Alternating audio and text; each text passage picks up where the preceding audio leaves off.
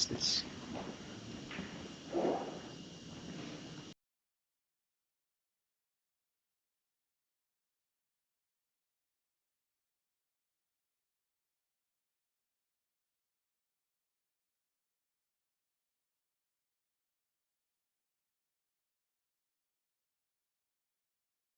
Okay, good afternoon everybody. It's just gone 2 o'clock.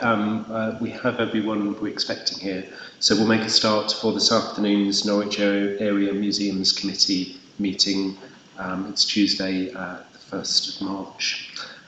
So I think we've had apologies from Helen Lemon, and Robin will be speaking on behalf of them. And, well, actually, I think I'm right in saying we welcome Janie Beddington, representing Norfolk Contemporary Art Society. Yeah, very nice to see you. Okay, we haven't had any public questions or petitions. And can I just confirm, yes, Councillor Maxwell? Oh, okay, thank you very much. And I believe we've got some other members missing, but that will be minuted or put on Martin's. Yes, we'll pick up on that later. Thank you, Councillor Maxwell.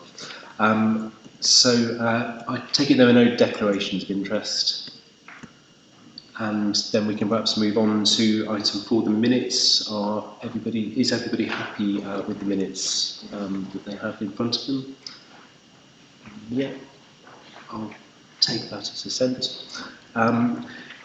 In which case, we'll confirm those minutes and move on to item 5, which is the Norwich Museums report from December last year to January this year. So, Robin, if I could hand over to you, please. Thank you, Chair. So, as the Chair referenced, this report covers a relatively short period, December through to January, but we have also provided some updates, particularly in relation to February half term, for the interested members. Section 1 of the report details the sort of long history of how Norfolk Museum Service has managed the COVID pandemic, so we just provide that as a record for members' information. But just to remind members that in terms of museums, legal restrictions were lifted from the 27th of January onwards. We continue, however, to ensure that our visitors and staff are able to enjoy a safe visit and working experience. So, as you would expect, we retain a number of the COVID controls that we've all become so familiar with. So, for example, we're now requesting that visitors continue to wear face coverings. We're requesting that visitors abide by respectful distancing, and we also provide information on site to help manage visits in a safe way. So, as you would expect, we're continuing to provide that safe environment for our visitors and staff, and we are, as part of, in terms of our health and safety management part of Norfolk County Council, awaiting updated guidance in terms of how we manage our premises in the longer term. Clearly, the pandemic has been a very challenging period for our staff, and I'd certainly like to put on record my gratitude to the staff across Norwich Museums and across Norfolk Museum Service for the way in which they've responded and continue to respond to the challenges of COVID, whether that's around providing new solutions to continuing to work with our visitors face to face, whether it's general visitors, schools, young people, but also the continued creativity around our development of digital resources and online content, which has been a feature of the whole of the pandemic, and that work continues. And as a service, what we are doing is evaluating what's worked well during that period, and clearly some of that we would look to continue into the longer term. And I think one of the more positive legacies of what's otherwise been a pretty grim period is, for example, the upskilling of a lot of our staff around creating high quality digital content, and we expect that to be a sort of long-term legacy for the service. And if members have followed some of the links provided within the report, you'll have had a good flavour of the range of high quality digital content that the service is actually creating. And again, that's a tribute to staff teams across NNS. We're also seeing, under item 1.10, more staff now coming back into the back office areas. We've always had staff on site really, supporting the visitor offer, and we've had our sites open whenever we've been legally able to do that. But we are now starting to see more staff returning to the back office areas, and the next key step for us will be seeing more of our volunteers returning. Members will be aware that during COVID we've not surprisingly had to suspend a lot of our volunteering activity. Outdoor volunteering has been maintained across the service, and including outdoor volunteering activities such as that in the case of the Strangers Hall Gardeners. We've also more recently restarted some direct delivery volunteering, so for example volunteers supporting the schools programme at Norwich Castle, and volunteers supporting room stewarding at Strangers Hall. But clearly the next key stage for us will be seeing more of our indoor volunteers returning. We know there's a huge appetite on the part of our volunteers to get back to site. Our staff have been working hard throughout the pandemic to maintain contacts with volunteers and to support them, mindful that for a lot of our volunteers there are strong sort of well-being and health benefits to volunteering. And we're hoping to be in a position after Easter to get more of our volunteers back. One of the key limits on what we can do around some of those behind-the-scenes activities traditionally involving a lot of our volunteers relates to the current restrictions we have on occupancy levels within different rooms and areas within our museum sites, and those are driven by the sort of ventilation requirements that we're very familiar with.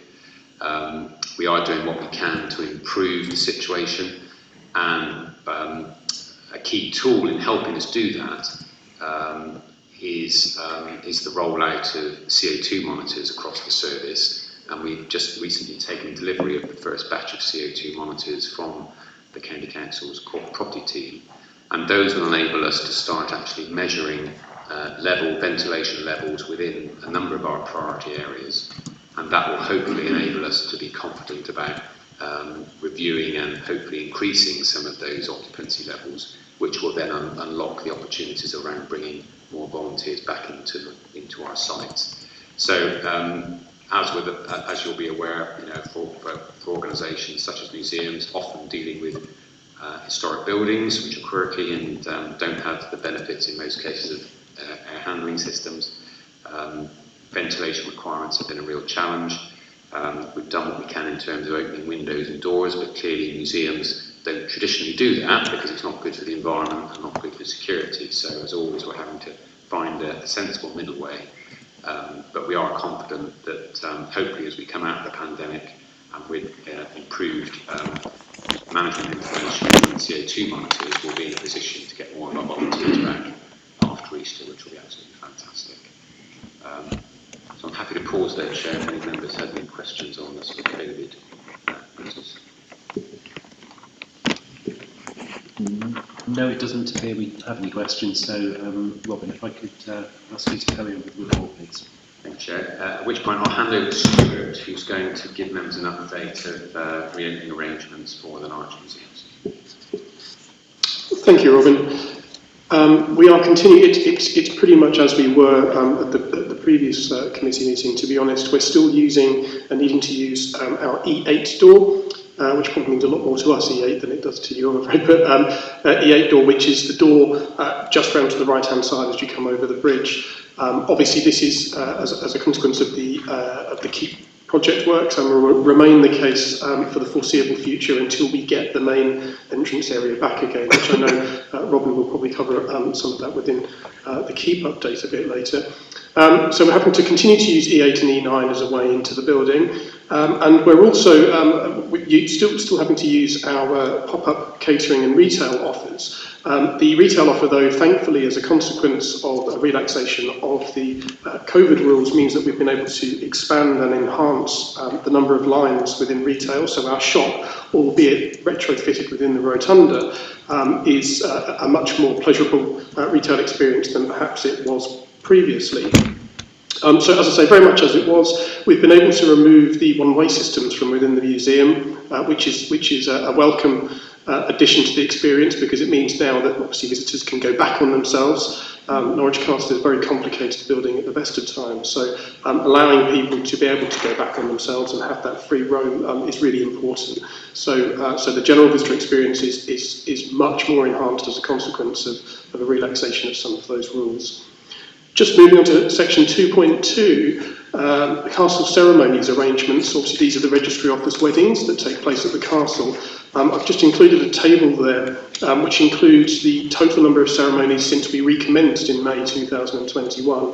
So we've done 531 ceremonies since then, which has brought an additional footfall in terms of wedding guests of 10,738 visitors to the castle. That's again a very welcomed addition to our overall visitor numbers at Norwich Castle, and is another opportunity for us to celebrate all that we do to those visitors. And the 531 ceremonies, we're on track for a record-breaking year, which is not surprising given that there was a big backlog of wedding ceremonies as a consequence of the lockdowns. So the numbers that you can see there for particularly the winter months of November through to January are actually quite strong compared to previous years. And given that we only started in May and we work in terms of the financial calendar, we can very much expect to have in excess of 600 ceremonies come the end of March. And of course, had we have had an April included as well, it would have been a very, very, very healthy year. But all things considered, it would be around about 600 ceremonies for the year, which is pretty incredible. So that's it. Thank you.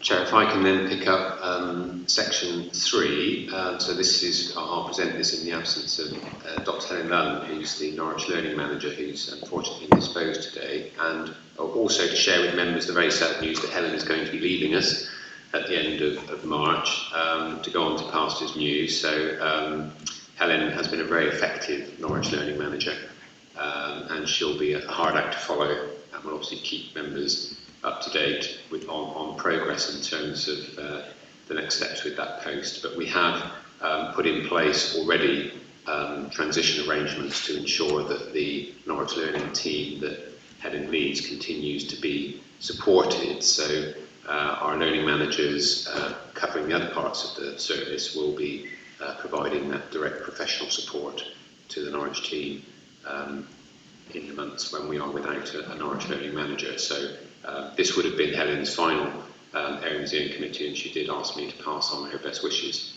to the committee. And I think the range of activity highlighted in the learning report you're viewing today is very reflective of the sort of ambition and creativity of that team, and Helen has obviously been critical in leading the work of the Norwich Learning team over the last 3 years. So she'll be a hard act to follow.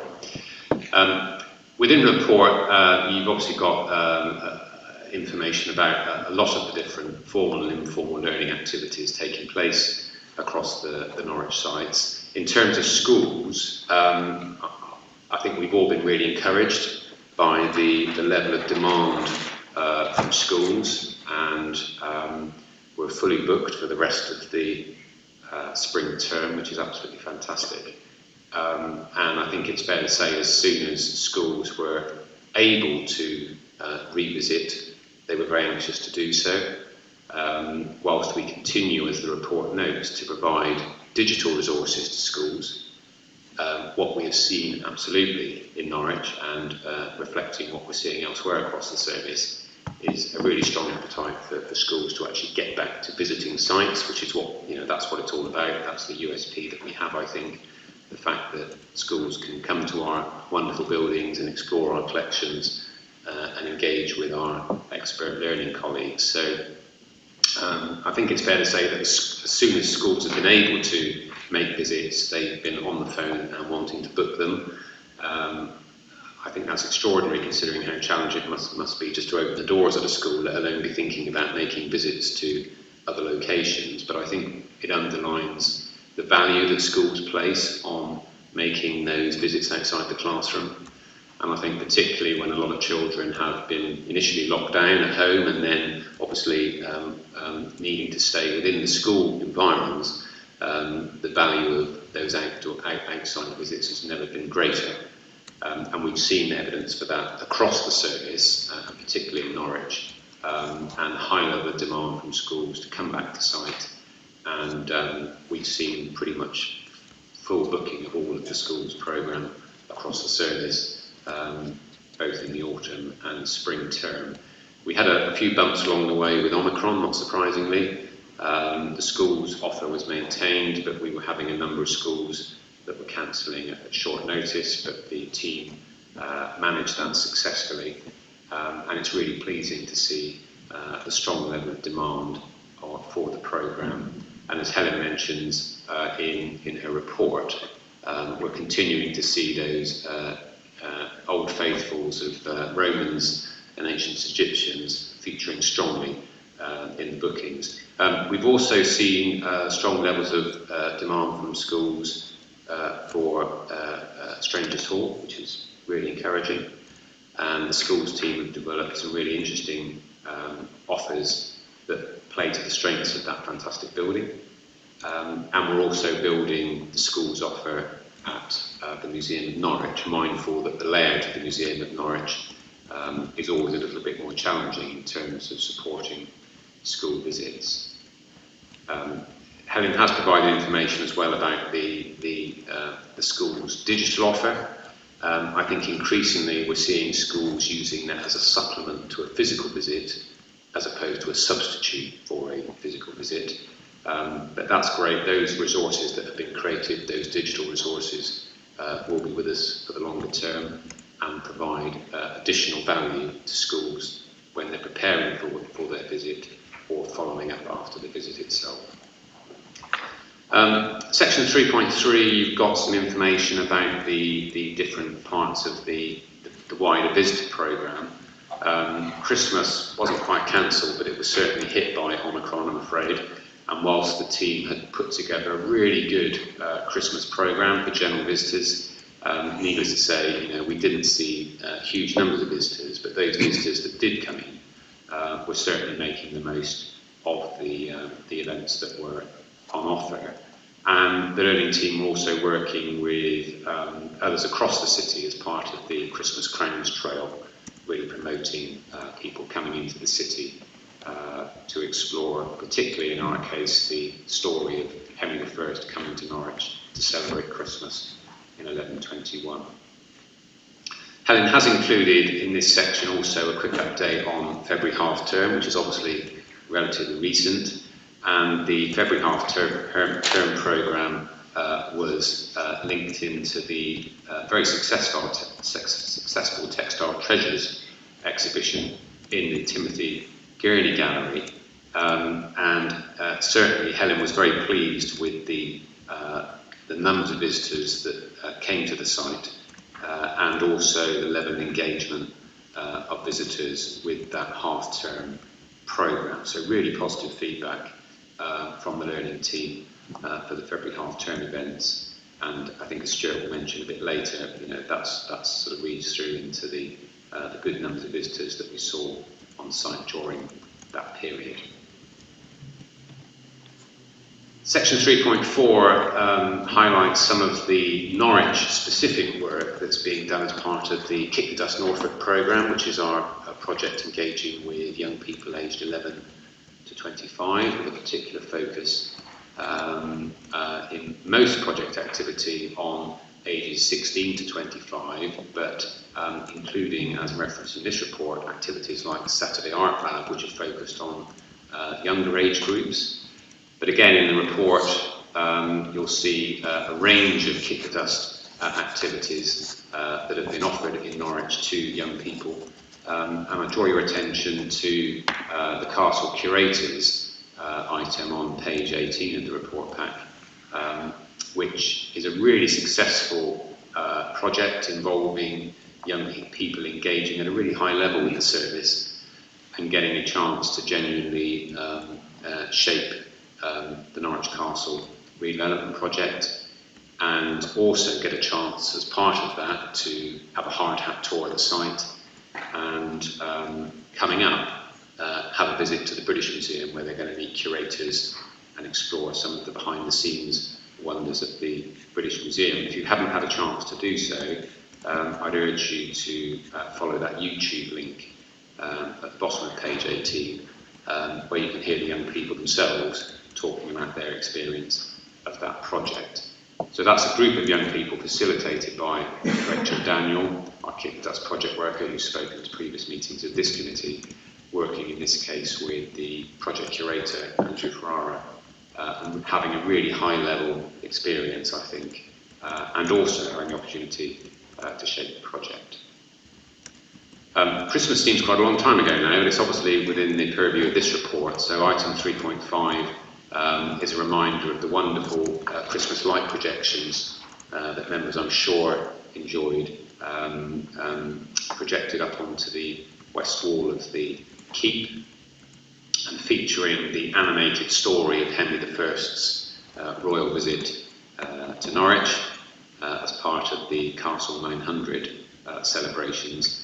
And again, if you've not had the chance to see the entirety of the projection, if you follow the YouTube link, you can enjoy not only the projection, but also hear the soundscape that was created to run alongside it.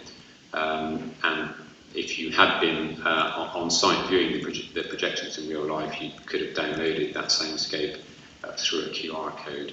And we've had really positive feedback, not surprisingly, from those projections, and they did very well in terms of our social media activity. That was obviously delivered as part of the Norwich Castle project wider activity plan supported by the National Lottery Heritage Fund. Also part of the activity plan of the Norwich Castle project is Nightclub, and we've heard in previous committees about that very successful component of the activity plan. And Lee Warden, who's the Project Learning Engagement Officer, as noted in the report, bottom of page 19, actually took Nightclub down to Essex, to Tendring College, and worked with around 1,000 year 7 to 9 students. And that's a good example of the way in which the activity plan has a sort of intention to impact not only within Norwich and Norfolk, but also have a regional impact as well. Really sort of reflecting the fact that Norwich Castle is a very significant regional and national attraction. So really interesting to support that activity in a part of the world where we wouldn't normally be engaging. And then moving on to section 4, the Kick the Dust Norfolk general project update. Again, as with previous committees, you've got in the report detailed breakdown of activity on the Kick the Dust project up to the end of January, and within that, the total engagement figures for the project from when it started in October 2018 up to January of this year. So 11,000 interventions involving over 3,500 individual young people taking part in over 5,300 hours of quality activity, and 716 sessions delivered in the last year. Total engagements from the start of the lockdown were nearly 5,000, and I think that highlights the fact that Kick the Dust has really stepped up during the pandemic and has been really impactful, I think, in terms of continuing to engage with young people across the county and here in Norwich, whether it's through digital means or face-to-face, or providing resources to young people in digital poverty, but really flexing to meet the needs of a very broad range of young people.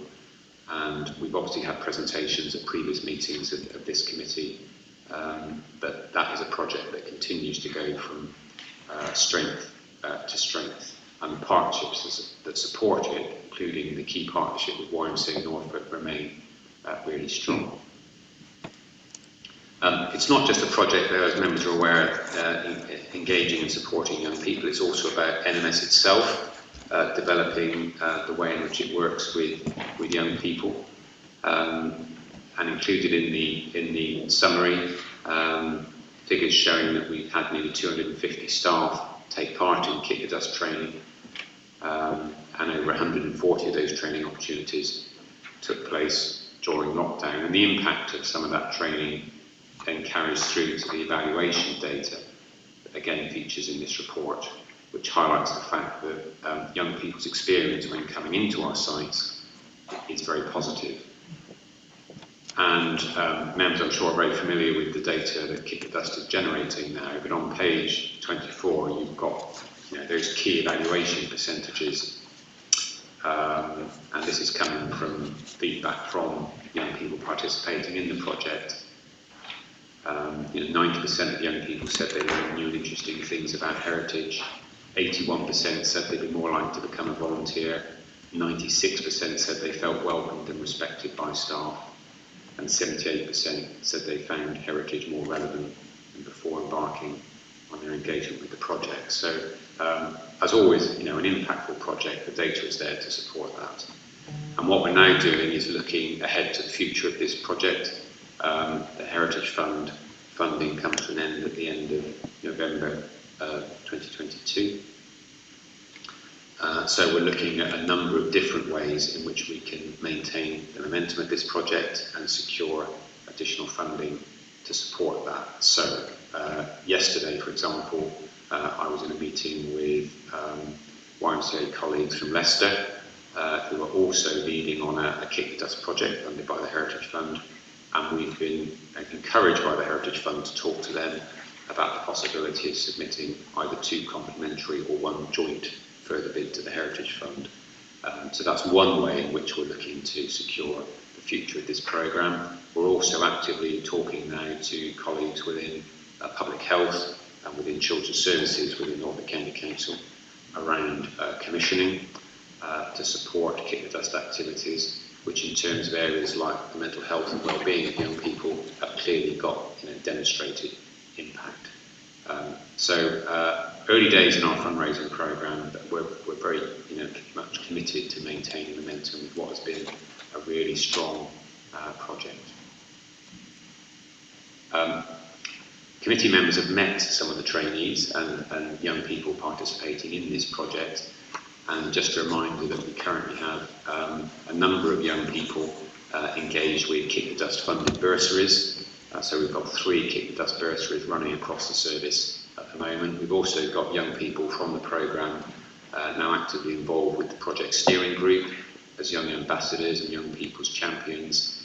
And earlier this week, young people from the Norfolk Kick the Dust project led a conference organised by SHARE, the East of England Museum Development Programme, which was focused on engaging with young people. So that's a conference they actually led on behalf of the project and was delivered to museum professionals across the East of England. So continuing to operate at a very high level. So I'll pause there, Chair, if any members have any questions. Thank you very much, Robin. Are there any questions from any members of the committee? Could I perhaps ask in that case, it's very sad to hear that we're losing Helen from the service, who's done such a sterling job over the last 3 years. Are you in a position to say anything about the learning manager replacement and how that might go? It's early days at the moment, so we're just sort of processing the sort of heading leading part of the equation. But and the priority was to then put in place the transition arrangements. But obviously, the next step is to look at how we cover off that role, which is a key one for the service. So, and I think as we all understand the importance of learning programmes to NMS and the role that the Norwich sites play in that. So, as always, when these sorts of senior roles come up, we just review them. But clearly, it's a key role for the service, absolutely. Okay, thank you very much. If there are no further questions, perhaps Robin, if you can continue with the report, please. So section 5 provides an update on the Norwich Castle construction project, and members obviously linked to the last meeting had the opportunity to go behind the boardings and see what was happening on site. You may recall, those members that had the opportunity to come to site, going to see the rather wonderfully titled WC block area. We still haven't thought of a better name for it, frankly, but we really do need to. But that's the area that's going to come online first for visitors, and that's due to be handed back to us at the end of May of this year. And work is continuing at pace in that area of the site. So I was on site at the end of last week, and they were doing the sort of electrical fit out and the plumbing fit out, and finishing all of the internal partitions. That will be a key piece of infrastructure for the site in the longer term, providing much needed additional toilet capacity at the point at which a lot of our schools visitors will be coming onto the site in the future, near the dedicated schools entrance.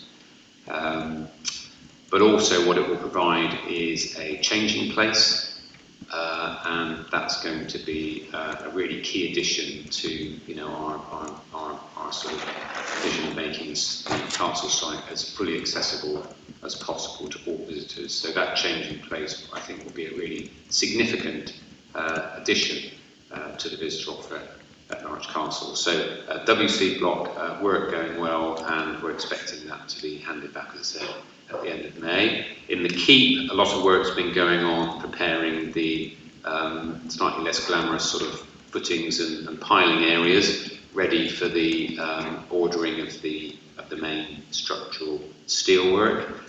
There's also additional survey and investigation work taking place in the keep, just finalising the positions of a lot of the main supporting steelwork, again ahead of that being finally ordered. And as always, it's a complicated dance of trying to accommodate the design requirements with the requirements of the historic fabric. So as always, the approach is very careful, and something we're doing, working very closely with City Council as landlord, but also the LPA and the City Conservation Officer, and indeed Historic England. So we're keeping lots of people involved and informed as we work through. We're also continuing to do a lot of survey and investigation work in the Beigel Tower area, and those investigations relate to finalising the fixing points for the glass roof that will go across the new visitor atrium area, which will be a key part of the arrival at Norwich Castle, and will give visitors that view up the east face of the keep. And what we're doing at the moment is finalising the way in which the structural elements will fit into the historic fabric. And as always with Norwich Castle, nothing straightforward, so we're just exploring at the moment a number of options, because in some areas, not surprisingly, with a building that's gone through so many changes, some of the underlying structure is not what we'd hoped. So that's been a feature of this project, is having to carry out these complex surveys and investigations, and if necessary, they'll undertake a little bit of redesign. It's a building that's been in perpetual use from the 11th century, so it's not surprising it's proving a little bit challenging. In other areas, again, we're continuing to do survey and investigation work, and ongoing construction work is continuing in the Percival wing, which is the area where we'll house our new shop and cafe and the learning space. And we're continuing to work very closely with Historic England around any interventions below ground which require scheduled monument consent, and above ground in terms of reviewing and finalising some of the more significant design elements, such as the bridge that will carry visitors across the entrance atrium roof. So quite a few different elements in motion at the moment, but the key visible thing for visitors will be the appearance of the new WC block at the end of May. Under section 5.2, alongside the construction works, we're obviously continuing to develop the interpretation scheme, so all of the new galleries, all of the interpretation elements, a huge amount of work going on to refine the designs, to write the text, to finalise the creation of digital content for all of the interactives and digital elements, and to really create all those elements that will provide visitors with a wonderful experience. So lots of work going on and progress continuing at pace with those. We're also continuing to plan for the hand-back of these areas in terms of how the site will operate, and Stuart and his colleagues working hard to explore how new admission and ticketing systems will work, how the new catering offer will function, how we'll be ensuring we maximise commercial opportunities around areas like venue hire, and most importantly ensuring that we understand what the visitor experience will be like, so that we can plan all elements of that to ensure that our visitors are clear about where they need to be going and get the most out of their visit. So lots of work going on that sort of wrap around the sort of construction project, and we'll continue obviously to provide updates to this committee going forward. I'll pause there, Chair, if any members have any questions on the castle project. Thank you, Robin. Yes, we do have a question at the back.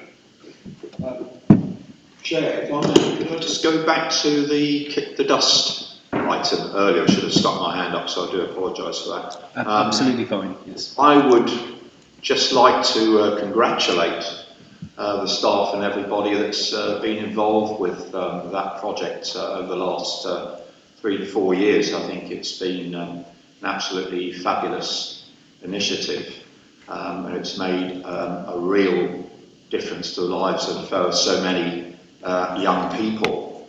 And obviously the evaluation that's sort of taken place after each of the projects, just looking at 2 or 3 of the items mentioned, 80% of young people felt that they were jobs for young people like themselves in heritage, and 81% said they were more likely to become a volunteer, 64% felt they had the opportunity to influence decisions. I just wondered whether that's actually happened, you know, whether you've got the evidence, you know, how you've sort of mapped what's happened to these people after they've been on these schemes. Have you got any statistics that you can give us about how many have either gone on to become volunteers or have actually entered employment?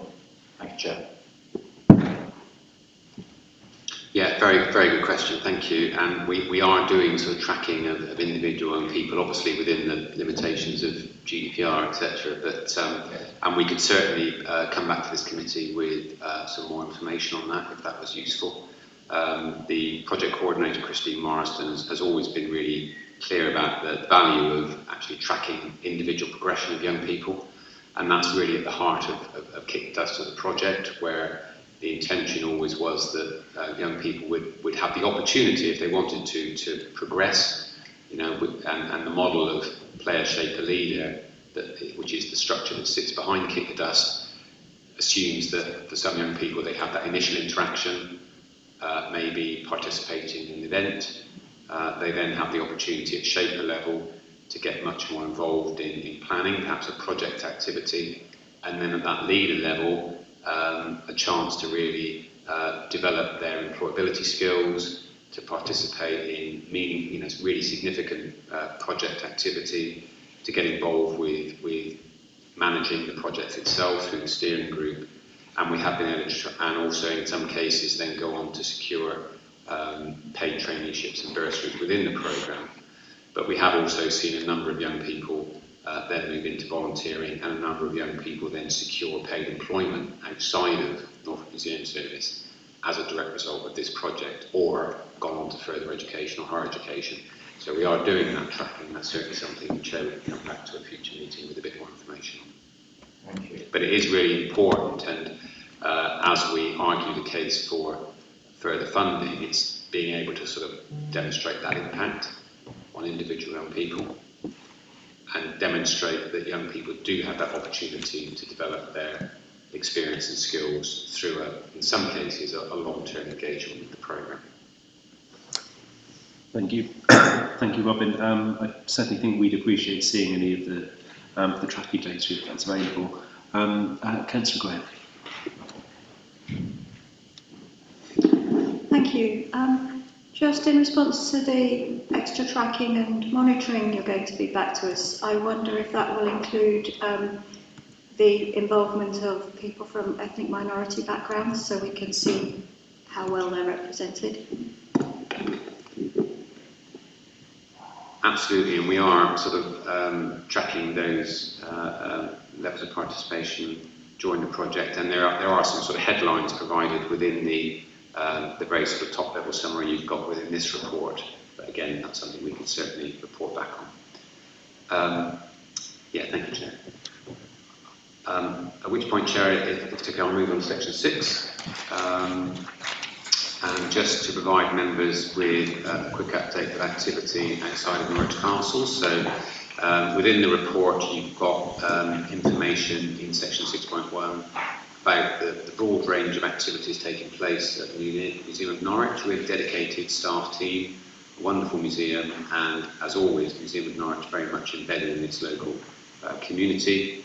And within the report, you've got some really nice examples of different projects that have been running through the Museum of Norwich, particularly the Community Culture Club, which was a complementary project to the Norwich Castle activity plan, and also the Unlocking Our Sound podcast project. And again, if members have the time, I sort of encourage you to follow those links to the podcast created by Museum of Norwich staff and volunteers as part of that wider project. But some really interesting stories which you can hear for yourselves on YouTube. So as always, the Museum of Norwich very busy, very active in terms of community projects, and also continuing to support both at Christmas and February half term that wider visitor programme offer. Strangers Hall, item 6.2, traditionally closes during January for its deep clean, which is exactly what it says on the tin in terms of being a root and branch clean of the building and the collections within it. Obviously the building is a very sensitive one, but also because so many of the objects on open display, the requirement for a sort of regular deep clean is really important. Normally there's a very large team of staff and volunteers that support the January deep clean. This year, because of the Omicron variant and the restrictions that went with it, it was a smaller staff team of Strangers Hall staff, conservation colleagues, etc., that undertook the deep clean. But within the report, you've got some images which give you a flavour of the level of activity that was going on.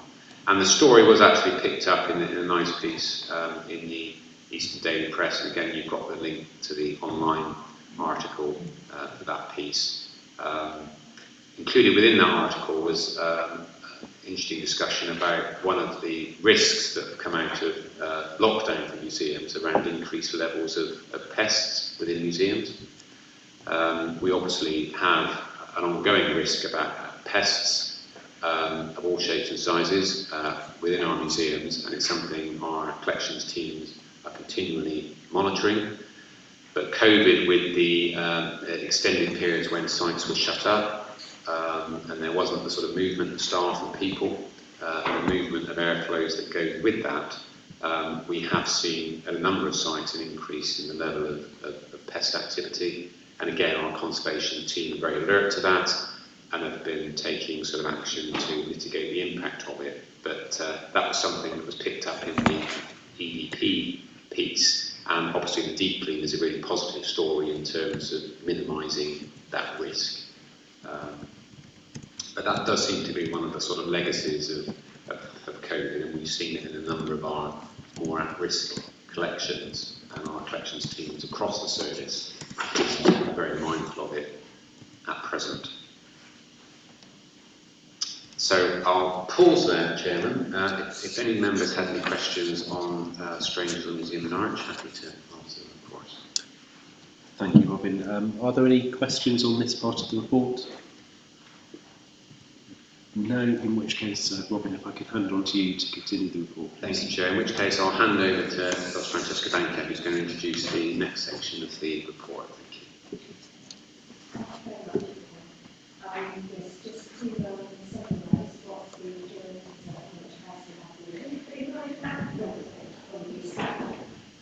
Is that right? Sorry, I'm not quite used to this space yet.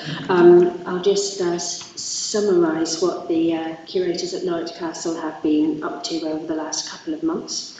As Robin has already mentioned, the Textile Treasures exhibition in the Timothy Gurney Gallery has just finished its extremely successful run, and our costume and textile curator Ruth Battersby Tooth is to be hugely congratulated on having had to take down her exhibition when COVID struck and then reconfigure and put it all up again in a different space, but it's worked out extremely well. And we also did a whole number, which Robin has touched on, of February half-term activities, which were textile themed. And Ruth has also put together a series of webinars around the issues of the exhibition, which were all extremely successful, around 80 to 90 participants in each of those. These were supported by the Costume and Textile Association, who also made and generously donated the Corona quilt, which they made during lockdown and which was an important part of the exhibition. Next up in the Timothy Gurney Gallery is a new exhibition opening on March the 12th, curated by Dr. Rosie Gray, our modern and contemporary art curator. This is Ode to a Flint by Yelena Popova, who is a contemporary artist who works in Suffolk, among other places, and has curated a multimedia exhibition, which is a mixture of art and natural history. And Rosie and Yelena have also been working with our natural history curator, David Waterhouse, because quite a few of the flints from our collection will be featured in this exhibition. I think it'll be a really different and unusual show, so I hope you'll all come to that. Rosie continues to be busy on two other forthcoming exhibitions as well. The first show, which will open in the Tea Galleries in May 21st, after the Project Refresh is finished, is a touring exhibition from the Arts Council collection, The World We Live In, Art and the Urban Environment. And that is 30 works created over the last 70 years or so, featuring different aspects of urban life and the relationship between the artists and the cities they live in. And that should be quite an interesting and unusual show as well. And in addition, of course, she continues to work on the exhibition, The Sing Twins, Slaves of Fashion, which will be for the autumn. And on the subject of natural history, David Waterhouse has been working with Rosie on Ode to a Flint, but he's also working on matters related to the Deep History Coast project. He's done an interview with Radio 4 out at Haysborough on this project, and has recently completed a new display within the British Wildlife Gallery in the castle, remounting the West Runton mammoth jawbones and replica hominin skulls. These are quite important for presenting unique evidence for human species, early human species within Norfolk. And he's also preparing for a discussion session online with the Paston School on the Deep History Coast project as well. and he's putting together handling trays of natural history specimens for the learning team, and is advising new colleagues at Gressing Hall about a future display out there. Further to what Robin has said about pests, that we have had some moths in the mammals gallery, but they have all, those particular specimens have been successfully frozen, and the displays will be reinstated before the end of March. To go back to art, Giorgio Bottinelli, the curator of historic art, has been working on two new small shows for the Coleman project space to follow the takedown of the Alfred Cohen exhibition, which came down earlier in the month. And one of these will be based on the Frederick Sands pastel portraits, which we have in our collection. And the other, which I think will probably come online first, is the set of lithographs by Henry Moore of Stonehenge, dating from 1973. And these are intended to complement the Jelena Popova Ode to a Flint exhibition, because they'll be on it around the same time. And also, of course, the important loan of Seahenge from the King's Lynn Museum to the British Museum exhibition, The World of Stonehenge, which is on at the moment. I've been working on various different projects, chief amongst which are the group of exhibitions and activities based around the painting Walton Bridges by Turner, the preparations for the exhibition at Lynn, which will run from the 25th of June to the 16th of October this year, are well underway, and it's going to be based around the moods of water, rivers, estuaries and the sea.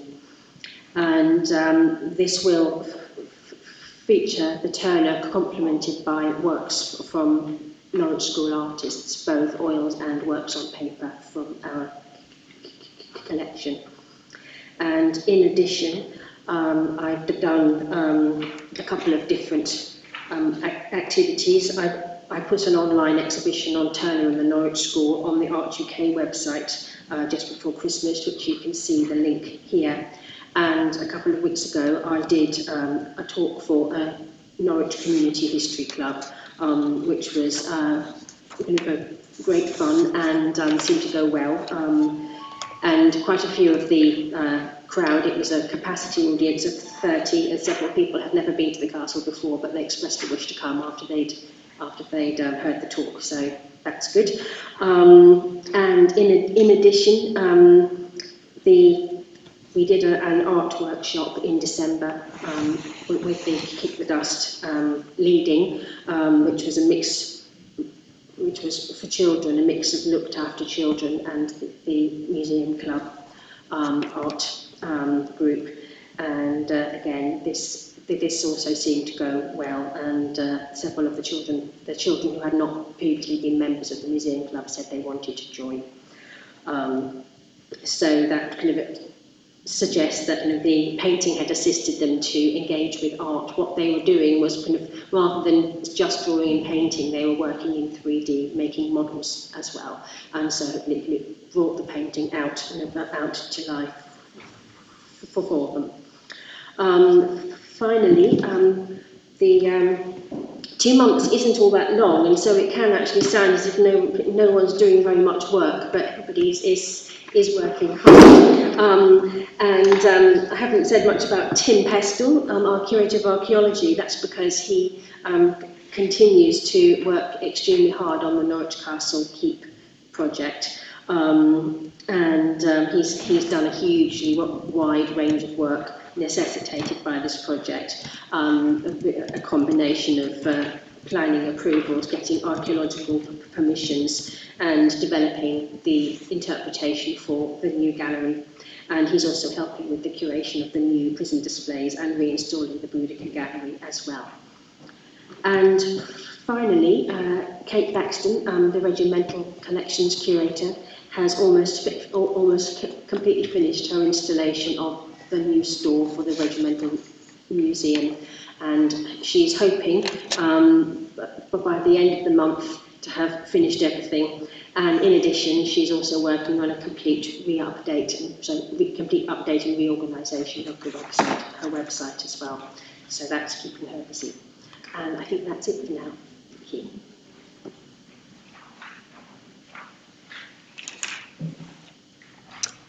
Thank you very much for that. As usual, a huge amount of work is being undertaken. Thank you. Are there any questions or comments on this part of the report? No, in which case, Robin, could I invite you to carry on? Thank you, Chair. And I'll hand back to Stuart, who's going to give members an update on Section 8 relating to Project Refresh. Thank you, Robin. Members may remember at the last committee meeting, I gave an update on the ongoing works under the title of Project Refresh, which are particularly works around the Norwich Union and Bernard Matthews Gallery, and more to the point, to try and make what were Victorian prison wings turned into a more modern, fit-for-purpose art gallery that actually can maintain the required levels of humidity and temperature control that allow us to be sustainable in the future of being able to host major exhibitions and indeed accept loans from lenders, and it's become increasingly difficult for us to do that, hence the need for us to do these works. The works actually represent a significant investment of Norfolk County Council. The works are just shy of £1 million in total, such as the level of works required, and puts into context the absolute need for us to be able to sustain visitor numbers at Norwich Castle, to be able to deliver these international quality exhibitions. Since we last met, there's been some quite major developments with the project. The project is actually due to complete on the 15th of April, and we're still on target to do that. So we're just over sort of 6 weeks away now from the completion of the project. Works have been ongoing for the last 4 months, and we've got to the point where the Norwich Union Gallery is more or less complete, bar painting, and works are still ongoing with the Bernard Matthews Gallery, and in particular works outside. There's some photographs here which have been attached to the report that show the steel gantry being lifted outside. That actually sits just inside the old prison wall in a light well that actually will house some of the new air handling plant that will feed the galleries. Interestingly, the crane, we always face a bit of a challenge at Norwich Castle for 2 reasons when it comes to cranes. One is we've only got a 10-ton weight limit on the bridge, which means nothing over 10 ton obviously can come up onto the mound. But of course we've got high walls and buildings, so in order to get something that can come up onto the mound but actually get over the walls is always a real challenge for us. And so consequently we managed to get hold of a crane that you can see there, a spider crane that actually has legs that can fold out and enabled us to do just that. So it was an interesting development. But that's all now in situ. As I say, the Norwich Union Gallery, the VCL, which is the vapour control layer, has been installed above the glazing. The glazing has been put back into place, and thankfully most of the original Victorian glazing was able to be replaced and not broken, which is great. And works are now being completed within the Bernard Matthews Gallery to replace the Thermocell lining on the walls, which is a particular grade of dry lining that is particularly good for art galleries because it helps to insulate the building, but also is a very tough board for hanging artworks onto. So we're taking the opportunity to replace all of that as part of the project also. And of course, I will keep members updated for the next committee meeting, for when we will hopefully, by that point, of course, have seen a conclusion of the project. And be able to give you successful readings, I hope, of being able to control the environment. And the next section is also for me of visitor numbers. So just inserted a table there of the visitor numbers up to and including January from when we opened back in May. Obviously, the visitor numbers for Norwich Castle reflect the reduced offer, both in terms of the Castle Keep development works, but also in recent months, the Project Refresh works, which have not enabled us to host a major exhibition within the temporary exhibition gallery spaces. So all things considered, those numbers are actually pretty impressive. And I can say that, and Robin made reference earlier to February half term, that we had approximately 2,500 visitors for the week of February half term, which is also really encouraging given the extent of the works that we have ongoing at Norwich Castle at the present time. But happy to take any questions on refresh or visitor numbers, Chair, if necessary. Thank you. Thank you very much, Stuart. Are there any members who have questions or comments? Yes, do go ahead. I just would like to ask the visitor numbers in July, August, September and into October, in fact, seem to be great. What was on at that time? Yes, it's Chrome.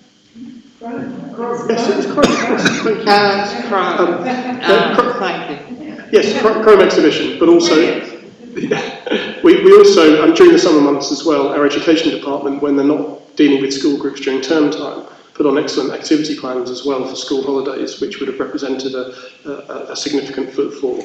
Also, I must say that obviously of the 60,000 visitors to date since opening in May, previously in the reports I made reference to the excellent wedding numbers as well, which were 10,000. So actually 10,000 of those 60 are attributed to weddings also, which obviously those summer months are particularly busy for wedding ceremonies. Thank you. There's a question at the back. I should apologise, I can't actually see people's names, so if I'm porting, sort of pointing at people, that's the reason. Yes, just on the visitor numbers, again, 60,000 for the period from May the 17th last year through until the end of January, 60,700 for the castle, and then 5,000 and 2,000 for the Museum of Norwich and Strangers Hall. How does that compare? I mean, clearly, I appreciate it's been a COVID pandemic the last couple of years. How do those figures compare with the comparable period 2 years ago? Would you have that sort of information, and how long do you think, I suppose it's crystal ball gazing, but what would you expect the figures to be this time next year, all being well? Would they have recovered to that sort of pre-pandemic level, perhaps?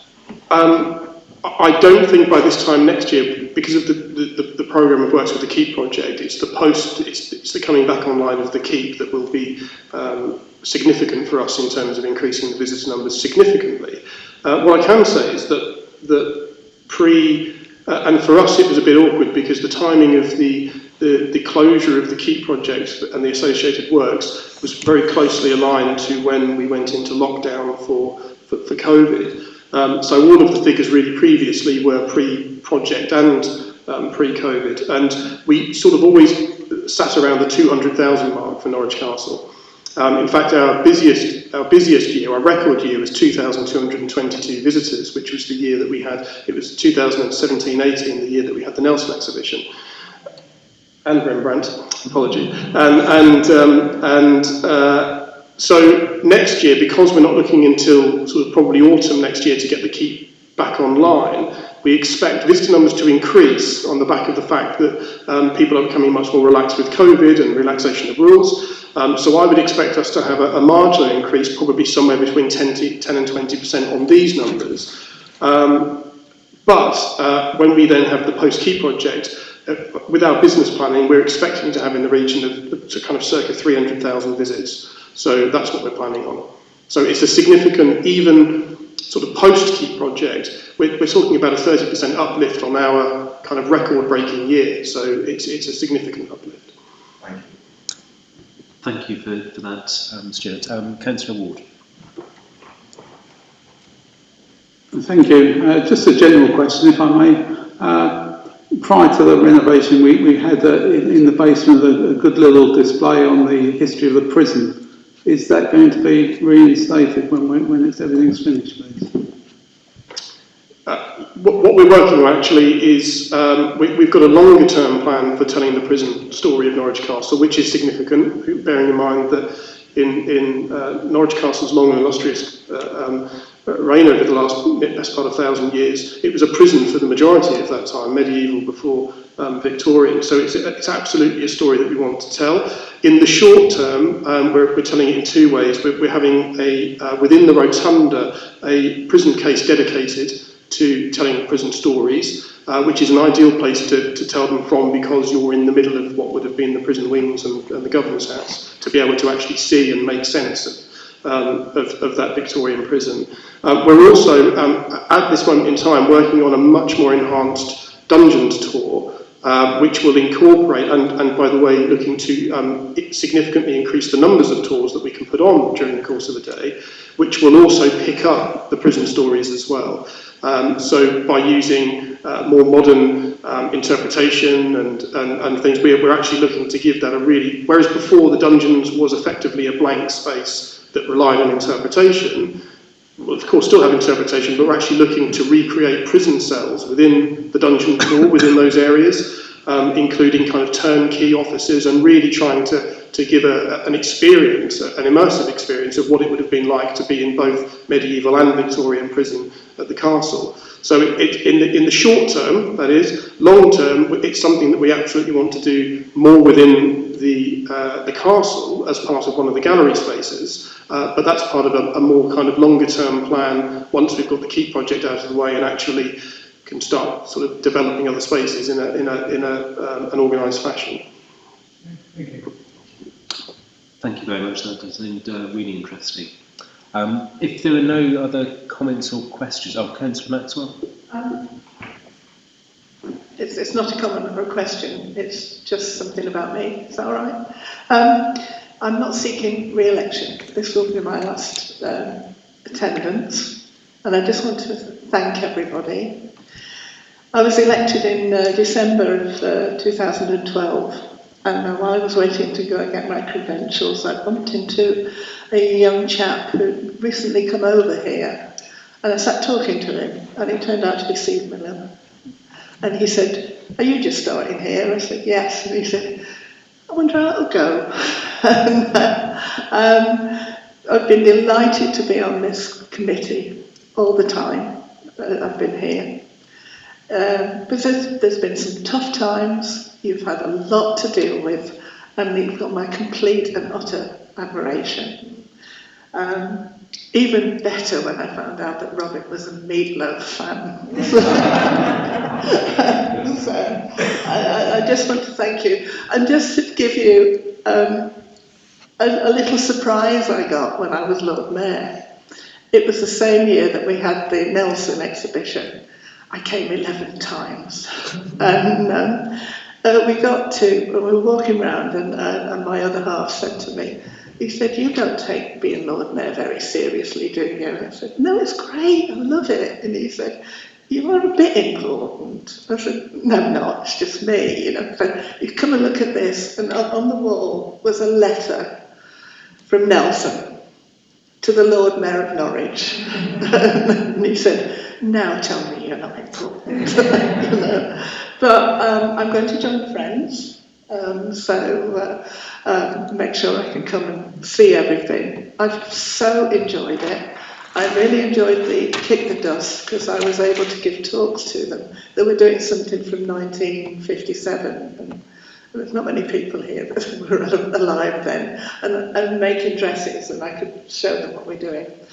I do wish you all the luck in the world with what's going on. I'm so proud of this city, even though I don't come from here, and particularly the castle is just absolutely fantastic. All the other ones are as well, but I really, when you took us round and showed us what was not there, it was just and I'm going, I'd have got into trouble if I'd have knocked this down.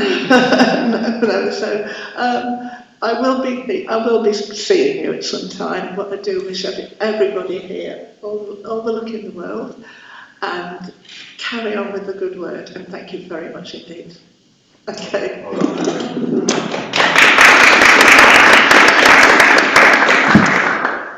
Thank you very much, Councillor Maxwell, and yes, we wish you all the very best, and yes, thank you for everything you've done for this committee.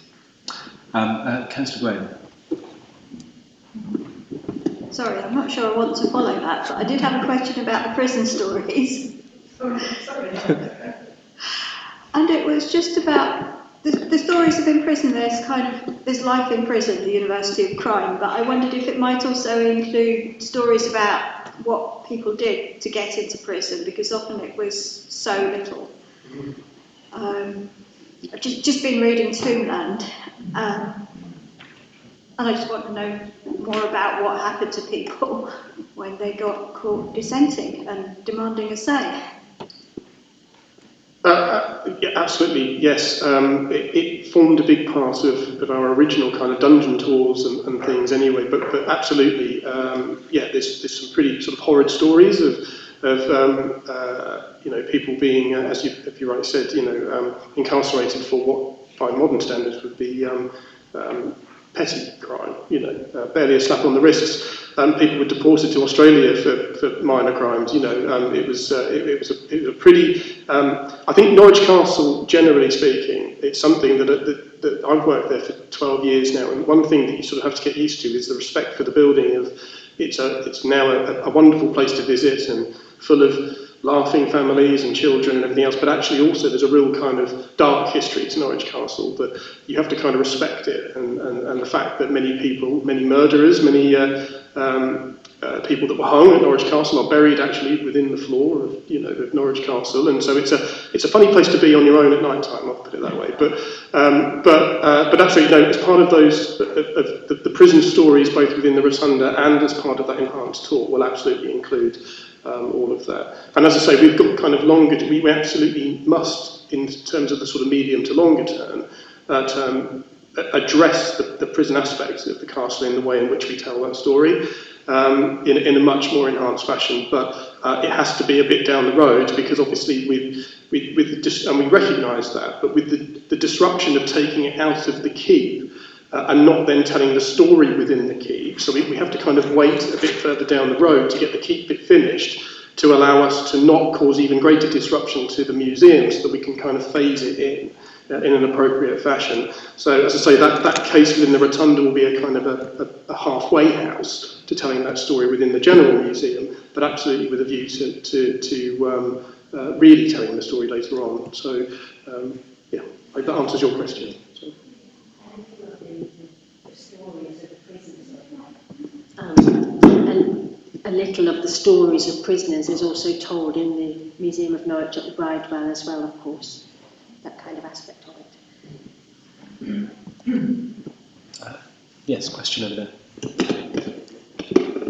I'm hoping that means we're going to have a proper monument to Kese at some point. Any answers? Well, we have the memorial plaque, which obviously sits outside the entrance to the castle, and that is the only thing. So, yeah, that's not something we're doing at the moment, but it's a really interesting point, isn't it? And I mean, Tombland is a really good example of the way in which there's a sort of raised awareness of that whole story, actually.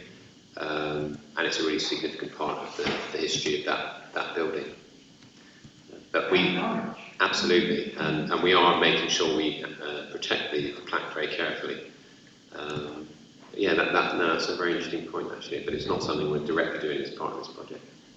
Actually, probably the object with the most kind of direct relevance to Kese that we've got is the crystal mace, which was on display in the old keep, but it's too late in date for inclusion in the new one, because that was made.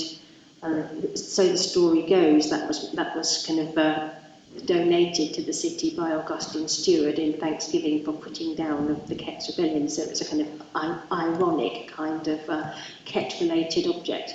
But of course that is a city object rather than, and hence a loan to us rather than one of the collections. So whether there's an obvious place in the castle for it to go, one doesn't quite know at the moment. It ought to be on display. It's really rare and my favourite bit of rebellion. Can I also just add that, and I hope it will be included in the report next time of meeting, but we're literally in the process of installing a virtual reality experience of Robert Kese at the Museum of Norwich. This was something that came about through a partnership working with South Norfolk Council, and was originally to do with the installed at the Bridewell Museum in Wyndham.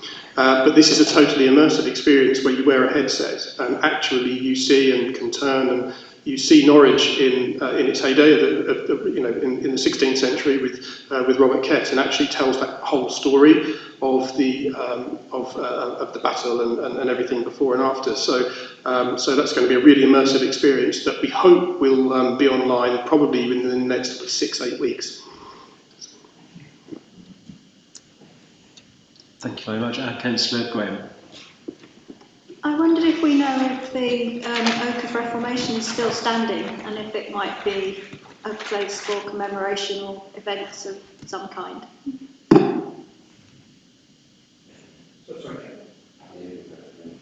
Do you Kese Oak at Hethersett?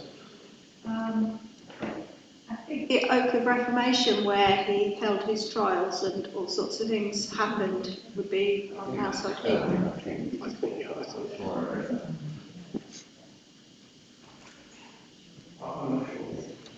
We might have to have that updated at a future meeting, I feel. The immersive virtual reality experience for Robert Kese does sound a very positive thing, a very important part of this city's history. So I would certainly think that any way that a monument or some further recognition could take place is a positive. Thank you. If there are no further questions or comments on this part of the report, if we could move to item 6 now. First up, I'd like to invite Felicity, if I may, if there are any comments from the Friends of Norwich Museums that you'd like to make. Thank you, Chair. Because I'd like to record our thanks again about the keys the City Council gave us. I know I've done it verbally, but I thought I'd like, on the report, how great we were because we all received this wonderful certificate, which is very handsome, and we were very surprised by that and very pleased. So thank you for that. It's been quite a quiet time for the Friends at the moment, but we're still working on our lunch at House Hall in May. But there are 2 objects that we're hoping to take. One is the silver suit Jordan suit and the portrait of Robert Walpole in his hands. But I've since been told that that's not possible because presented to that particular portrait is unglazed, and our conservator just yesterday advised she didn't feel it should travel. But there's another portrait of Robert Walpole, which is actually one that the Friends helped to buy back in the early 80s, I think, or even earlier, and that's in better condition. So yes, you will definitely get those. So that's lovely. Sorry, I was talking without the mic. That's great. So this is an alternative. That would be really lovely. So thank you very much. Just wanted to raise the profile of the talks that we give, and our next one is by Philidus Scrivens about the Great Thorpe Railway disaster, which is going to be on the 17th of March. So just want to raise that as something that people might like to come to. We're very keen on boosting our numbers. I think I've probably mentioned this before, of course, but we're going to make a big effort this coming year to really try and get some more members and lower our demographic into some sort of society as well, because it's very important to keep it going with the younger members. So let's think of a good sort of project to get that going. And I brought with me some friends' leaflets and our latest, well, it's not our latest, we were just going to produce our spring one, but this is our autumn newsletter. So if anyone would like to take one away with them, that would be great. So we're very keen to get more members. So that's all I've got on my report. Thank you very much, Felicity. Great to hear you will at least have one new member joining shortly. Yes, delighted. Councillor Maxwell.